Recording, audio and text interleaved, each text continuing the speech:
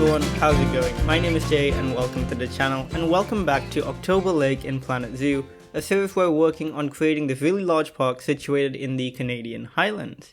In today's episode, we're going to be introducing a pair of Babirusa. If that sounds good to you, and if you do like today's video, please do consider leaving a like down below. And of course, do subscribe as well for more Planet Zoo content. I upload Planet Zoo videos every Wednesday at 5 PM UK time. Now, having said the intro, let's get into what we're going to be doing today. So we're going to be continuing with our introduction of the Southeast Asia pack animals into October Lake, and we're going to be doing that by introducing some Babirusa. Babirusa are actually quite possibly one of my favorite animals to see in a zoo. I've spotted them in quite a few zoos. In fact, the other day, I was at London Zoo just like 2 or 3 days ago. I didn't manage to film very much. I thought I would do a vlog, but I just didn't get that much footage, and a lot of the indoor areas were closed still, so I thought I'll wait till it's like fully open and then I'll do something nicer then. But I didn't realize London Zoo actually has some Babirusa. I didn't spot them in their habitat. I think they were all hiding away from the sun because it was a really hot day. But yeah, I didn't realize they actually had some, so that was pretty cool. I have spotted them before at other zoos and I quite enjoy watching them because they're really bizarre animals and they're really kind of cute in their own way. I love seeing them at Singapore Zoo. They've got a really cool Babirusa habitat. It's not big, it's quite a small one, and it's not like a big feature habitat or anything like that. But for some reason, I just really like these animals, so I was more than happy to see them there. In today's episode, what we're going to be doing is building kind of like a sunken pit type habitat for them. These guys love wallowing in the mud. Every time I've seen them in the zoo, that's all they do is to just wallow around in the mud, and they just enjoy it so much. You can tell they're just having a great time, like cooling off and just having a little bit of a splash. And I thought, it'd be nice to just give them a habitat where they can do that as much as they like. And it's at first I thought it was a small habitat, but then the Babirusa themselves are not super big animals. They're relatively small size actually. I don't think they get particularly big in any sense, like maybe the size, like I don't know actually. I don't know how to describe the sizes of a Babirusa, but yeah, they're very interesting animals. I think they get up to about 100 kilograms maybe, and that's about as heavy as they get, so that's not an awful lot really. So yeah, I think that's fine for this habitat, so I think it works fine. They're such interesting animals, and while we're building the habitat, let's talk a little bit about them because they are so unique. The name of course means pig deer or deer pig, so Babi is the Malay word for pig. Rusa is the Malay word for deer, and so you do kind of see where it's coming from. Like, obviously it is a pig-like animal, and then deer, I don't really see the deer element as much, but of course they do live in forests and stuff like that, so fair enough. Like, I guess they share habitats with deers and things like that, so. But of course the most interesting thing about them, and the thing you will immediately notice when you see them, is those elongated tusks. So they're actually they're essentially their upper canines, which is really weird. They're actually, so it might look like they come out from the lower jaw, but those canines actually come out from the upper jaw and they curve back. So that's it's such an interesting thing. So instead of the teeth coming down, they've just turned around and gone upwards, and they curve really far back. And this is only in the males, by the way. The females do have these canines, but they're very reduced, and sometimes they're not even there fully. But in the males, these tusks can grow incredibly long, and no one's really 100% sure of their purpose. There's a few theories, of course. They might use it for fighting other males, they might use it for display with during mating season and stuff like that. They might also use it for like digging up tubers and other sort of like vegetation and stuff like that, because they do snuffle around in the dirt all the time. So it's relatively unsure like what it's necessarily used for. There is like the common idea is that they need to keep wearing down these teeth, or else by the end, like if it keeps growing, it'll curve back far enough to impale itself in the head.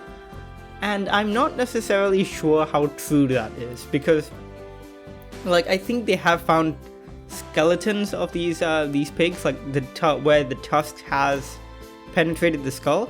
So it's probably likely that it can happen, but whether or not that can lead to like the death of the animal is probably a bit less certain. So it's again kind of like up in the air whether that's 100% true. But I'm not 100% sure either, so like if you have any sources of anything like that, let me know in the comments below. Like if you have found like a zoo or something like that where that's happened, let me know, because it is such an interesting thing that you have to wear down those teeth. If not, they're gonna like jab you in the head basically. It's not a great thing. But yeah, really interesting, guys. They found all over, well, not all over, but they found across quite a few Indonesian islands, so Sulawesi, Togian, Sula and Buru, I believe.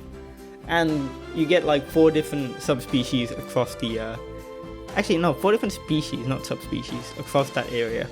So I believe the one in the game is meant to be the North Sulawesi Babirusa, if I'm not mistaken. Not 100% certain again, but I think so. They're really quite cool animals, and honestly, I think they're kind of cute. Like, they're really ugly, but in like a cute way. I don't know how to say it. Like, you know what I mean? Like, it's just so wrinkly, but at the same time, it's so round and like chubby and adorable, but it's so wrinkly. but I think they're really cool, and I really like them.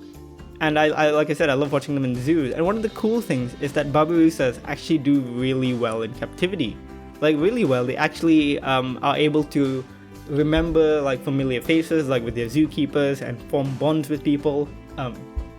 Beyond that, they also live way longer in captivity. So in the wild, they're known to live about 10 years or so, but in captivity, they can actually live up to 20, which is really quite cool. So it does show that they do live pretty well, and it's really nice to know. Like, one other cool thing is that they eat everything. And this is a kind of a common thing across a lot of like pig species, including domestic pigs, is that they just eat whatever they can find, really. Anything from vegetation to like berries, nuts, fungi, insects, sometimes even smaller mammals, which is kind of crazy. So yeah, they can eat whatever they want essentially. And they've got adorable babies, by the way, as do most pig species. I don't know how, but all the pig species just have the cutest babies. They got this beautiful striping on them. Oh, so adorable. But yeah, that's it about for me talking about the animal itself. Of course, I love just talking about the animals whenever we introduce them. They're all such fascinating creatures. And I think this habitat does suit them pretty well. I didn't really base on any existing habitats, but I did kind of use like some inspiration from looking at pictures of the habitats in the wild, kind of looking at how a lot of the areas are very much like not just quite forested, but also very wet. There's always like mud, there's fallen leaves everywhere, logs, you know. There's a lot of like roughage, excuse me, there's a lot of like roughage in the terrain. And I think that was quite, like it just seemed to be a common feature in every time I looked at one of the habitats in the wild. So I thought I'd include that here and have it be a very like rocky, but at the same time there's plenty of mud, there's lots of soil everywhere, not really much grass, because I haven't really seen them in many grassy environments, because they do live in the rainforest, and deep in the rainforest there's really not much grass to be heard of. It's generally leaf litter and like ferns and stuff like that, so try to include all of that. But then at the same time I didn't want to include like well, I didn't want to include too many tropical plants, because of course this is one of the outdoor habitats in this park, which is a taiga biome park. And I wanted to use taiga and temperate foliage that still fit the vibe of this area. So there'll be some bits of bamboo later, because again, bamboo fits everywhere and I love it. So great. And we'll also use a lot of bracken ferns, because those are probably still my favorite plants in the game. I've been consciously making an effort to use them less ever since I made my first park on my channel, which is Boomy Reptile Sanctuary, ages ago. And the thing with that park is that if you go back and watch those videos, it's covered in bracken ferns everywhere. Like from the start to finish, bracken ferns everywhere. And the thing is, I love those ferns, they're just great ferns. So I've been trying to avoid using them a little bit, but I use them a bit here and I think it looks pretty okay. You may have noticed I've been using the screens to try and create like an interesting bottom to that water area.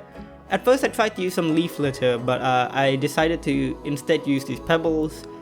The thing with the leaf litter image I chose was that unfortunately it was too bright and it looked like it was kind of glowing.